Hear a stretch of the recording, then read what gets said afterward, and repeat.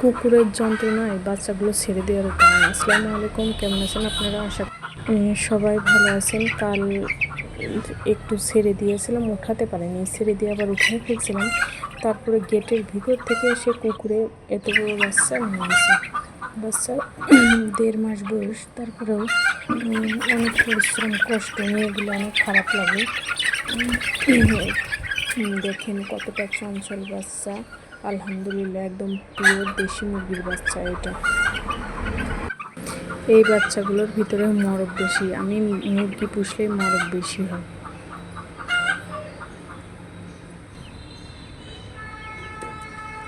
মাশাআল্লাহ, বাচ্চাগুলো পুষে ওরা একটু ঘুরে এসে আবার ওদের ক্ষুধা লাগলে তখন ওরা খেতে আসে।